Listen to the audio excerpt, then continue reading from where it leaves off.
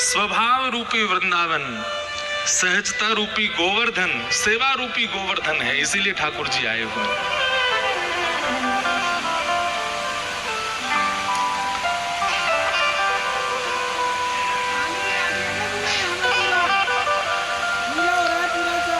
इसलिए ठाकुर जी यहाँ विराज रहे हैं। बहुत सुंदर, हमको तो बहुत आनंद आया सागर में कल सारे मंदिरों के दर्शन करके। ऐसी प्रतीति, ऐसी अनुभूति हो रही थी, ये वृंदावन ही है, गुप्त वृंदावन है। लोग इसको मिनी वृंदावन कह रहे हैं। मिनी शब्द अच्छा नहीं है, लघु वृंदावन कहो। क्या कहो? लघु वृंदावन। और ये केवल इसलिए है क्योंकि बुंदेलखंड के लोगों का स्वभाव बहुत सरल है। हम आपसे एक प्रार्थना करेंगे, बुंदेलखंड भले ही कितना भी श्रेष्ठ हो जाए, कितना भी यहाँ पर आधुनिकताएं आ जाएं, पर आप लोगों की जो सरलता सहजता है उसका त्याग मत कीजिएगा, उसको बनाए रखिएगा। उसी की वजह से ठाकुर जी आए हैं। जो आपका ग्रामीण, भले ही आप शहर में परिवर्तित हो जाओ, पर आपका ग्रामीण स्वभाव जो है वो ना जाए, वो आपका बना रहे। तो ठाकुर जी यहाँ सदा विराजे रहेंगे, सदा आनंद कराते रहेंगे। तो ऐसे सागर में आने का अवसर मिला। हमारे सागर के पास में ही गड़ा कोटा के श्री भगवत रसिक देव जी का एक बहुत सुंदर पद है। महाराज जी की आज्ञा थी कि इस पद को जरूर आप सुनाइएगा कथा में।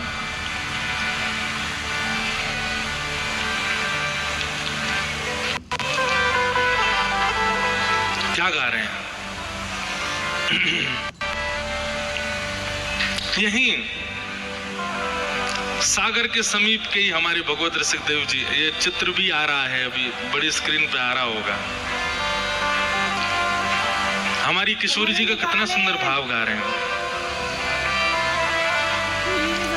जाके बल सो मैं सब सो तोरी, जाके बल सो मैं सब सो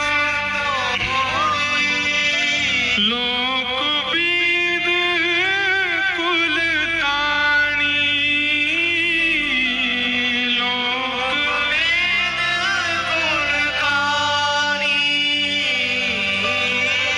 लोक वेद कुल ताणी, लोक वेद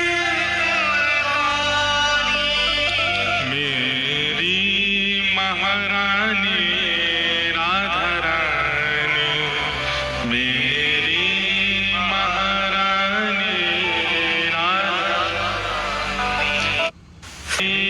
महारानी श्री राधा रानी, मेरी महारानी श्री राधा रानी।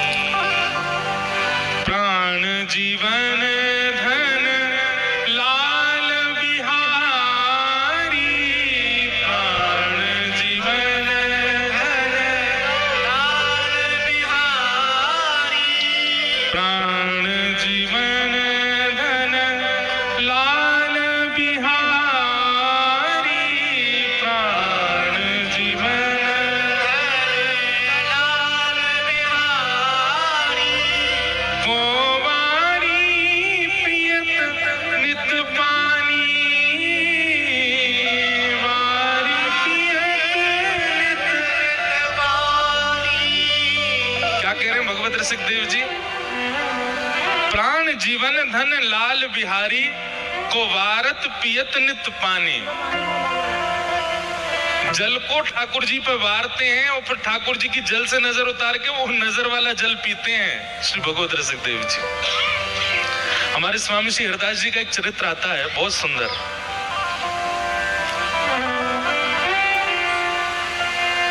बिहारी जी जब प्रकट हो गए वृंदावन में, शुकुंज बिहारी लाल, बांके बिहारी लाल,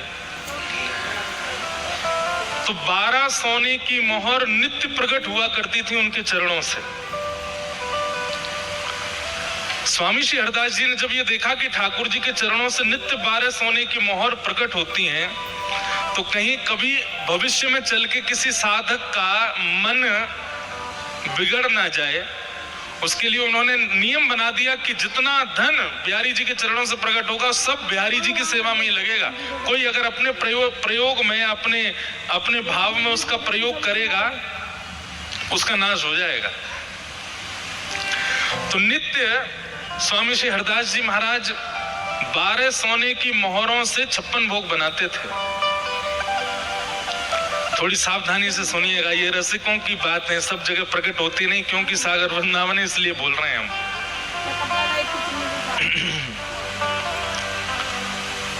तो 12 सोने की मोहर, कितना प्रसाद बनता होगा उससे? पूरा वृंदावन पा लेता था।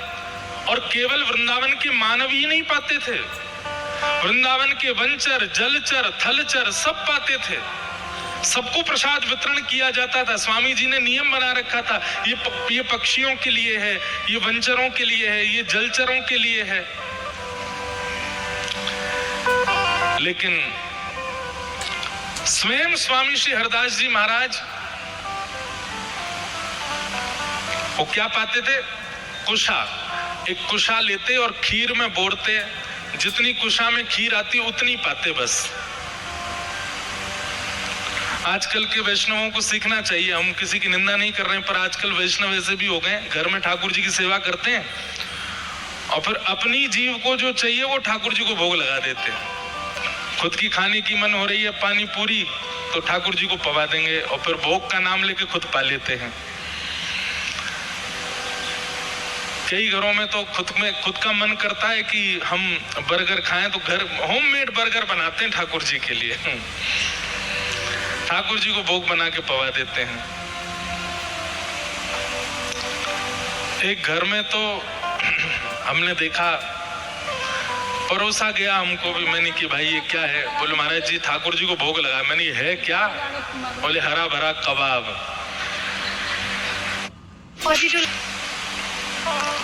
मैं ठाकुर जी नाक बंद करके मुंह सकोड़ के भाग जाते होंगे। भाई देखो, एक बात याद रखिएगा, भगवत सेवा में कितनी सावधानी रखनी पड़ती है। जिन व्यंजनों का नाम भी उचित नहीं है वो भी ठाकुर जी की सेवा में नहीं जाते। जिन व्यंजनों का स्वरूप सुंदर नहीं वो भी कहीं कहीं ठाकुर जी की सेवा में नहीं जाते। अब जैसे कई मंदिरों में बैगन का भरता का भोग लगता है, पर बैगन का भरता उसको जब छिलका उतार के मीट दिया जाता है उसका स्वरूप इतना सुंदर नहीं होता। कई मंदिरों में उसका भोग नहीं लगता। कई मंदिरों में टमाटर का भोग नहीं लगता। क्यों? क्योंकि खोलने के बाद उसका स्वरूप लाल लाल होता है। गाजर का भोग नहीं लगता, मूली का भोग नहीं लगता। प्याज लहसुन ही बदनाम है, पर बहुत सारी सब्जियां हैं जिनका भोग नहीं लगता ठाकुर जी को। क्यों? क्योंकि भावना ऐसी, लाला छोटा सा है, और छोटो से लाला जब ऐसी विचित्र सब्जी देखेगा तो डर जाएगा। ठाकुर जी वही पाते हैं जिसका स्वरूप भी सुंदर हो। तो स्वामी श्री हरदास जी महाराज 56 भोग बनाते, लेकिन स्वयं की पानी की बारी आती तो केवल कुशा लेते और खीर में बोरते, और जितनी खीर आती कुशा में उतना पाते। एक सीख में जितनी खीर आती है। उनके इस त्याग से एक दिन हमारे वृंदावन बिहारी लाल स्वामी श्री हरदास जी से बोले, स्वामी जी हमको बहुत पीड़ा होती है, आप हमको तो 56 भोग पवाते हो, खुद ये इतनी सी सीख में खीर बोर के पाते हो। और कभी कभी भिक्षा लेते थे तो भिक्षा में क्या पाते थे? ब्रजवासियों के घर से चने आते थे भुने हुए, वो चने पाते थे स्वामी श्री हरदास जी। ठाकुर जी बोले हमारी इच्छा है, आप हमारे द्वारा हमारे अधरामृत का भोग पाया कीजिए। तो स्वामी श्री हरदास जी बोले जय जय, आपको भोग पावे की इच्छा मुझे बहुत होवे, लेकिन मैं अपनी जीव पे भरोसा ना करूं। कहीं आज जीव ने कभी पाते पाते भोग ना देख करके वस्तु पर दृष्टि डाल ली और वस्तु का भाव कहीं जीव पर आ गया तो मुझे बहुत पीड़ा होगी।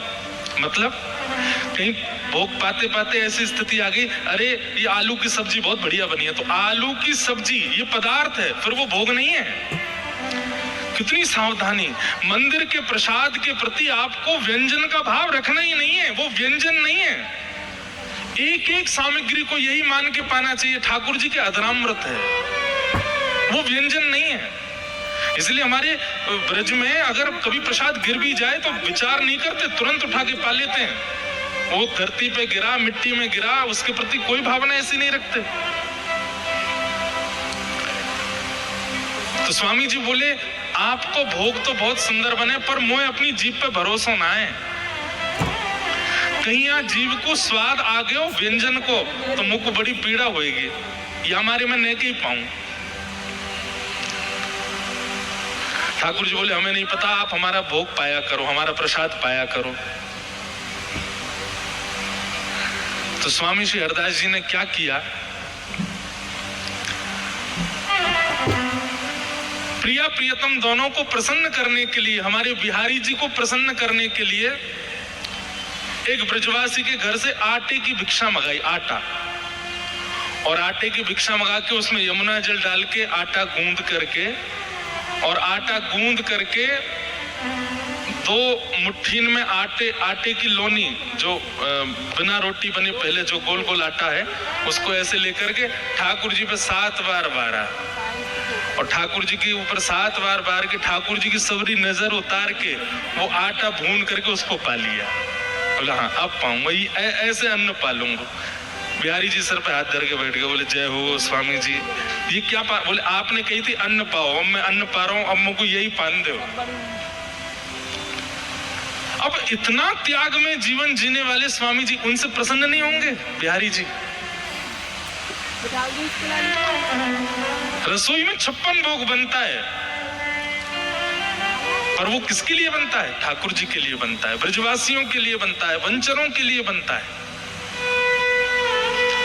वही बात हमारे गढ़ा कोटा के श्री भगवत रसिक देव जी यहाँ क्या कह रहे हैं, प्राण जीवन धन लाल बिहारी, प्राण जीवन धन लाल बिहारी, वारी पियत है पानी, वारी पियत है पानी, भगवत रसिक सहायक सब दिन, भगवत रसिक सहायक सर्वोपरि सुखदानी, सर्वोपरि सुखदानी, मेरी महारानी राधा रानी, मेरी महारानी राधा रानी, मेरी महारानी श्री राधा रानी, श्री राधा, जाके बल सो सब सो तोरी, जाके बल सो सब सो तोरी, लोक वेद कुल कानी, लोक वेद कुल कानी, महारानी श्री राधा रानी, मेरी महारानी श्री राधा रानी। तो भैया धन्य हैं और प्रणम्य हैं आप बुंदेलखंड के लोग, क्योंकि इसी बुंदेलखंड ने ही हमारे ब्रज रस को उजागर किया खूब। यहाँ के रसिक जन नहीं आए होते वृंदावन तो ऐसे सुंदर सुंदर भाव कहाँ से मिलते हमारे ब्रजवासियों को, हम भगवत प्रेमियों को। तो ऐसे बुंदेलखंड में ठाकुर जी का विराजमान होना निश्चित है, क्योंकि यहाँ पर रसिकों की अनेक संख्या है। तो कल दर्शन करके खूब सुख मिला। आइए अब आज के कथा प्रसंग में प्रवेश करें। किन्हीं का अभी भाव आया था